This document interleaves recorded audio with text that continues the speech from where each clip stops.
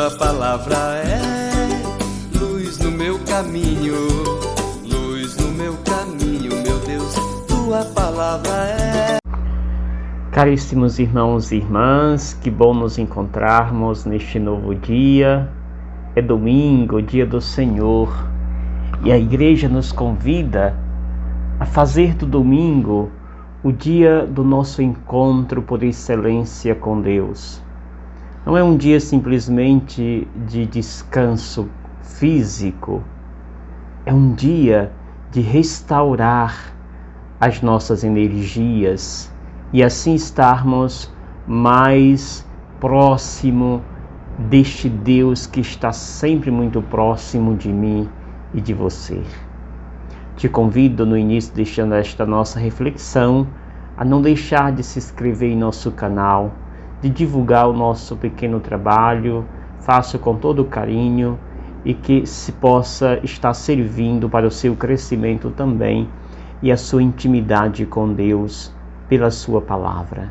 Então se inscreva se não é inscrito, compartilhe com seus amigos, sempre deixe seu like, é muito importante o seu like para a divulgação do nosso trabalho. Que o Senhor possa continuar nos assistindo e nos abençoando. Neste 23º domingo do tempo comum, neste mês da Palavra de Deus, que a Igreja nos convida a meditar neste mês a carta de Paulo aos Gálatas, aonde traz como tema neste mês da Bíblia, pois todos vós sois um só em Jesus Cristo. Precisamos estar sempre buscando este alimento salutar que é a Palavra de Deus. Assim nós meditamos as leituras deste domingo. A primeira leitura é do profeta Isaías, lá no capítulo 35, versículos 4 ao 7. E nos fala daquele famoso e conhecido pequeno Apocalipse, onde nos mostra um povo que estava ali na iminência daquela saída do deserto, da escravidão, e um povo que estava literalmente deprimido, literalmente entristecido, e buscava respostas para aquele suposta isolamento ou desprezo, digamos assim, se eles entendiam o desprezo divino de Deus. E aí o profeta vem trazer palavra de ânimo. Duas coisas resume esta leitura. A primeira é que nós precisamos estar felizes, alegres, diz o texto. Criai ânimo, não tenhais medo. Criai ânimo, não tenhais medo. Quantas pessoas precisam hoje escutar esta palavra? Criai ânimo, coragem, a vida é bela. E poder assim acolher o sentido destas expressões. Ou seja, Deus é isto, luz, alegria, ânimo, e que nós precisamos estar alicerçados nele. Apesar das dificuldades do mundo, Deus é a nossa luz. A segunda e última coisa desse texto é justamente que esse ânimo, esta alegria provém de Deus. E Deus vem, portanto, ao nosso encontro, não nos abandonando. E Deus nos dá, portanto, de volta aquilo que havíamos perdido pela escravidão do tempo em que nós vivemos. Deus nos devolve agora os olhos, a luz dos olhos. Abrirá os olhos daqueles que vivem cego. Deus nos devolverá o ouvido, a audição. Ouviremos aquele que grita dentro de nós, o próprio Deus. E ainda, Deus nos dará de volta a fala, a liberdade da expressão. Se fala hoje muito no direito de se expressar, mas o direito de se expressar não vem junto o direito de oprimir e nem de ameaçar o outro, ou de dizer que direito de expressão é você se armar para agredir uma instituição e outra. Não. É viver na paz, ver, ouvir e falar. É a forma em que Deus nos fez para sermos filhos dele. Assim, caríssimos irmãos e irmãs, nós somos convidados a viver com toda alegria este caminho que o Mestre nos aponta, vendo a palavra de Deus, ouvindo esta palavra, comunicando esta palavra a todos aqueles que necessitam e precisam ouvi-la. O evangelho que nós meditamos é aquele bonito texto do evangelista Marcos 7, 31 ao 37. Somente Marcos descreve esse texto, e aqui nós temos Jesus, que ali na região de Tiro, passando pela Sidônia e chegando no mar da Galileia, encontra aquela pessoa, aquele homem surdo, que tinha dificuldade em falar.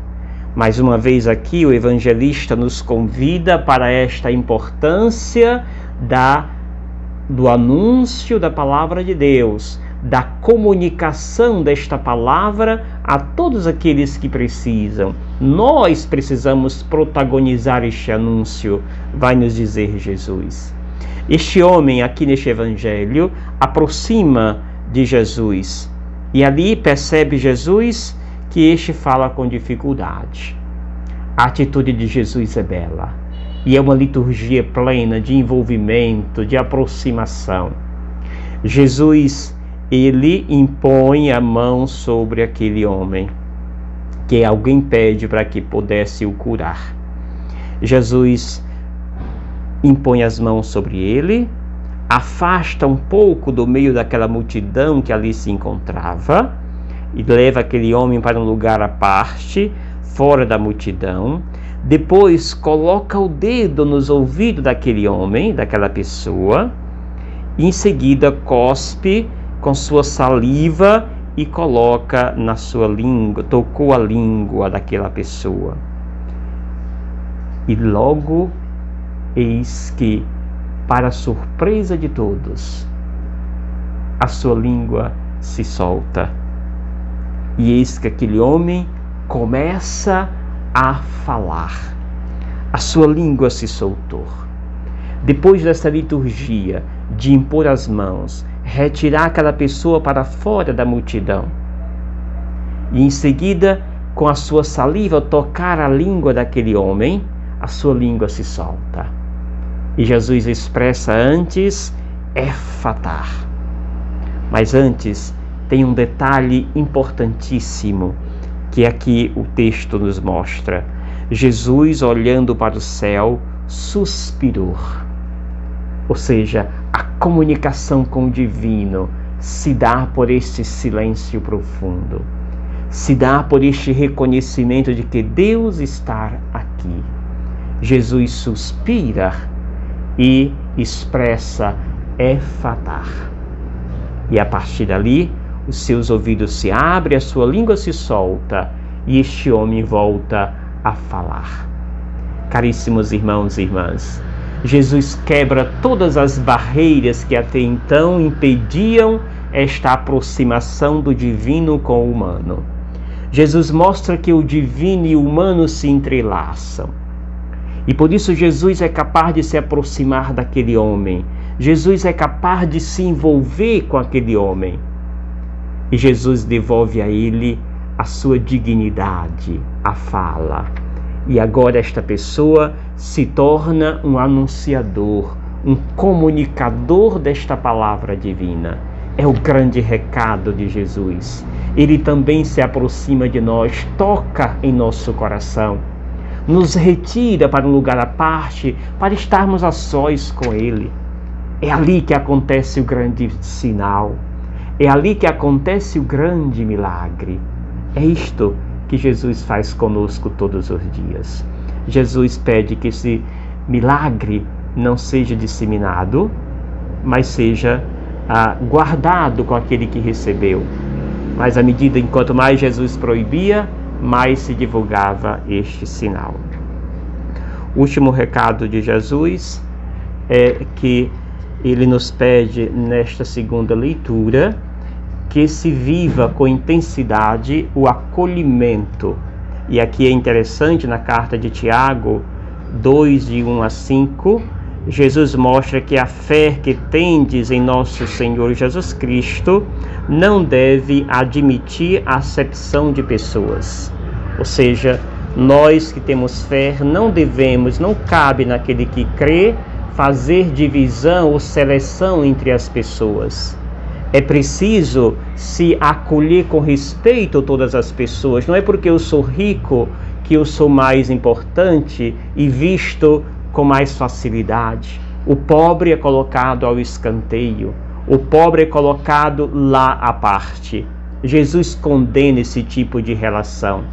Aquele surdo que ali se apresentou, Jesus o acolhe com toda a dignidade.